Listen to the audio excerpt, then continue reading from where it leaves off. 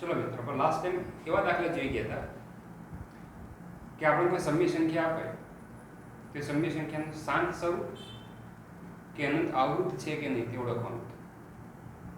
એ જ દાખલામાં સહેજ એક સ્ટેપ આપણે આગળ જઈએ. જો શાંત સ્વરૂપ હોય તો તેને દશાંશ અભિવ્યક્તિમાં રજૂઆત કરો. ફરીથી રિવાઇઝ કરી નાખીએ. શાંત સ્વરૂપ માટે જે છેદ q હતો એ q is equal to 2n into 5m સ્વરૂપમાં હોવો જોઈએ તો જ શાંત સ્વરૂપ થાય. એ સિવાય બીજો કોઈ પણ અવિભાજ્ય અંક ગુણકમાં હોય તો શાંત દશાંશ સ્વરૂપ ન થાય, તે અનંત આવૃત સ્વરૂપ થાય. આપણે ચર્ચા કરી ગયા. હવે જો એ દાખલામાં જે સંખ્યા શાંત સ્વરૂપ હોય ત્યારે દશાંશ અભિવ્યક્તિમાં રજૂઆત કરો. એ પ્રકારના દાખલા જેમ કે અહીંયા અંશમાં 13 છે, છેદમાં 3/125 છે. 3/125 આપણે ચર્ચા કરી ગયા હતા કે જે 5 થી 5 ઘાત છે. કદાચ દાખલો પહેલો જ જોઈ ગયા હતા. 5 થી 5 ઘાત છે. ઓકે, હવે થોડાક નિયમ છે, ધ્યાનમાં રાખજો. આનામાં દશાંશ સ્વરૂપમાં અભિવ્યક્તિ કરવી છે. એની માટે છેદ 2n into 5m હોવો જોઈએ. દશાંશ સ્વરૂપમાં નિરૂપણ કરતી વખતે બીજી કાળજી એ રાખવાની કે જેટલી જ 5 ની ઘાત હોય એટલી જ 2 ની ઘાત થવી જોઈએ, અથવા જેટલી 2 ની ઘાત હોય એટલી 5 ની ઘાત થવી જોઈએ. તો એટલી ઘાત કરવાની. જેમ કે આ સંખ્યાનું સાદુરૂપ 13/5 ની 5 ઘાત છે. દશાંશ સ્વરૂપ લાવવા માટે નીચે 2 તો હોવા જરૂરી જ છે. તો અહીંયા 2 ની 5 ઘાત વડે હું ગુણીશ અને ભાગીશ તો તે ગુણ્યા 2 ની 5 ઘાત 32 થશે. એ શું થશે? 5 ગુણ્યા 2 એની પર 5 ઘાત. ઓકે, હવે 32 ગુણ્યા 13 કરી દઈએ. 32 3 2 6 3 3 9 6 9 2 11 3 1 4 તો 416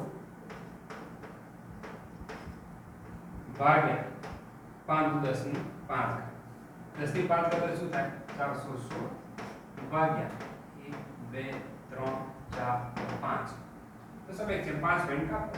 0.004 1 અને 6 5 પોઈન્ટ 1 2 3 4 5 પોઈન્ટ કાપ્યા. તો આ થઈ ગયું દશાંશ સ્વરૂપમાં નિરૂપણ. દશાંશ સ્વરૂપમાં નિરૂપણ માટે એક જ નિયમ અગત્યનો ખાસ ધ્યાનમાં રાખવાનો કે 2 ની ઘાત અને 5 ની ઘાત ઇક્વલ હોવી જોઈએ.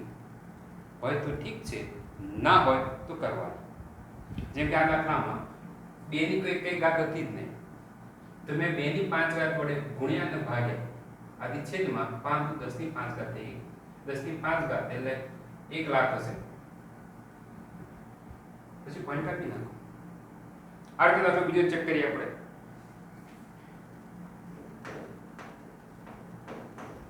17 ભાગ્યા તો 17 ભાગ્યા 2 ની 3 ઘાત. ફરીથી બોલું છું, દશાંશ સ્વરૂપમાં નિરૂપણ કરવાનું હોય તો જેટલી 2 ની ઘાત હોય એટલી જ 5 ની ઘાત, અથવા જેટલી 5 ની ઘાત હોય એટલી જ 2 ની ઘાત હોવી જરૂરી છે. તો એ 2 ની 3 ઘાત જાણે જેવું થયું. 5 ની ઘાત હતી, 2 ની ઘાત નથી, 2 ની ઘાત વડે ગુણ્યા અને ભાગ્યા. અહીંયા 2 ની 3 ઘાત છે તો 5 નથી, તો 2 ની 3 ઘાત છે તો 5 ની 3 ઘાત વડે આપણે ગુણીશું તેમજ ભાગીશું. સાદું આપી દઈશું. 17 5 ની 3 ઘાત 125 નીચે 2 ગુણ્યા 5 ની 3 ઘાત 125 ગુણ્યા 17 કરી દઈએ. 7 ને 6 35 3 7 14 17 વધી 7 ને 8 5 7 ને 5 12 8 10 2 તો 2125 ભાગ્યા કેટલા થશે? 2.125. તો જોઈ શકાય છે આ શાંત દશાંશ સ્વરૂપમાં નિરૂપણ થઈ. તો આ પ્રમાણે પછી આપણે બીજો દાખલો ચેક કરીશું.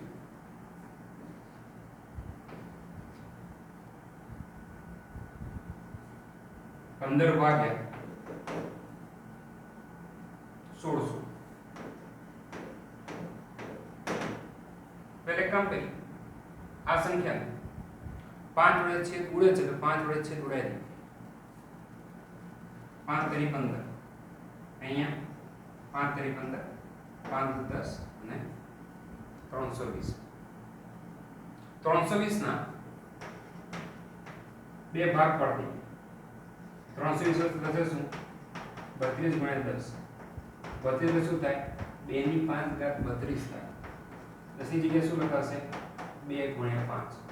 એ શું લખાશે 2 ની 5 ઘાત વડે 2 ની 1 ઘાત 2 ની 6 ઘાત ગુણ્યા 5 આ રીતે થશે. આ જગ્યાએ શું લખીશું આપણે 3 ભાગ્યા 2 ની 6 ઘાત ગુણ્યા 5. ફરીથી તમને નિયમ યાદ કરી દો.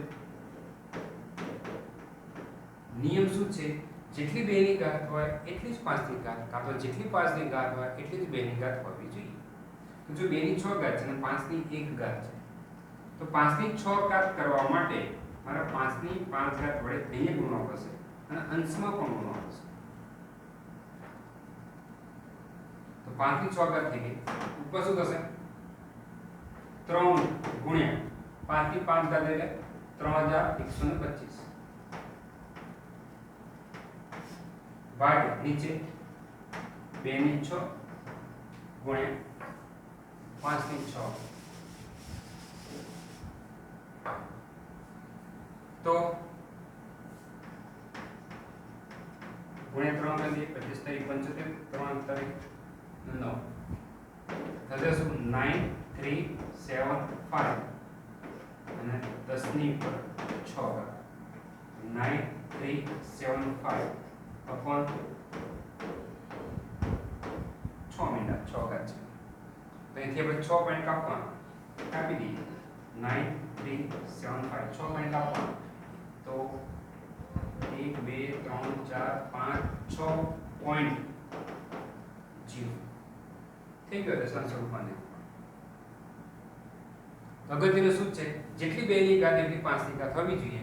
અહીંયા 2 ની ઘાત હતી 5 ની ઘાત નથી તો 5 ની ઘાત એટલે 2 ની 3 ઘાત છે તો 5 ની 3 ઘાત વડે મેં અંશ તેમજ છેદને ગુણ્યા. કે 5 ની 5 ઘાત હતી 2 ની ઘાત ન હતી તો 5 ની 5 ઘાત છે માટે 2 ની 5 ઘાત વડે મેં અંશ અને છેદને ગુણ્યા. જ્યારે અહીંયા 2 ની 6 ઘાત છે અને 5 છે તો 5 ની પણ 6 ઘાત થવી જોઈએ. તો 5 ની 1 ઘાત છે 6 ઘાત કરવા માટે 5 ની 5 ઘાત વડે ગુણીએ. હવે ખ્યાલ છે આદર્શકો ગુણાકારનો સંબંધ તો ઘાતોનો સરવાળો થાય. તો 5 ની 1 ને 5 ની 5 એટલે 5 ની 6 ઘાત થઈ ગઈ. તો 5 ની 5 વડે છેદ તેમજ અંશ બંને ગુણી શકાય. સાદું આપી નાખ્યું પછી ઈઝી છે.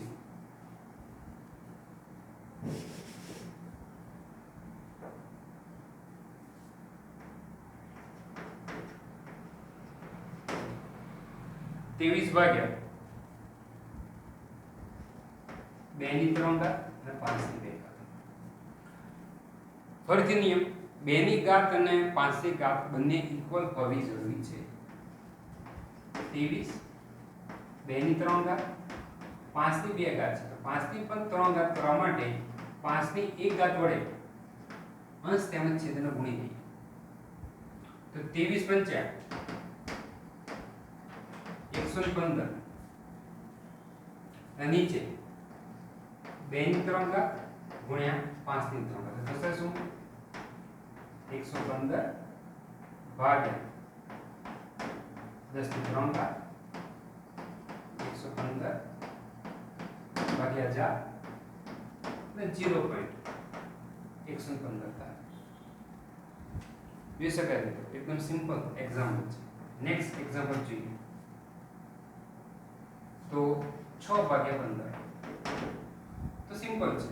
અમે પહેલા એક કામ કરીએ 3 એક છેદ ઉડે છે તો ઉડાઈએ 3 દુ 6 3 પંચા 15 થયું શું 2 ભાગ્યા 5 તો 5 ની 1 ઘાત છે તો નિયમ પ્રમાણે 2 ની 1 ઘાત હોવી જરૂરી છે.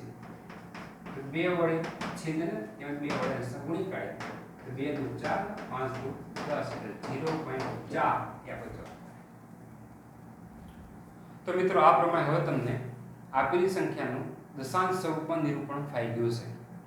આપણે આની પહેલાના લેક્ચરમાં જે જોઈએ એમાં કેવું હતું, આપેલી સમય સંખ્યાના દશાંશ સ્વરૂપમાં તે સમય સંખ્યા છે કે અનંત આવૃત છે તે નક્કી કરો, અને જો સમય સંખ્યા હોય તો તેનું દશાંશ સ્વરૂપમાં નિરૂપણ કરો. તારે મતલબ આગળનો દાખલો અને દાખલો બંને ભેગા થઈને પૂછી શકાય છે.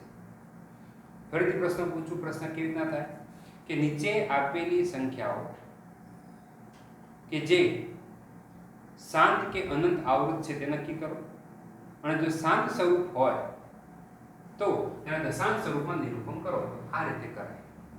રીતમાં યાદ શું રાખવાનું છે, 2 ની ઘાત અને 5 ની ઘાત ઇક્વલ હોવી જોઈએ. તો આ પ્રમાણે આ ચેપ્ટર ના આ પ્રકારના દાખલા પણ હવે પતી. Thank you.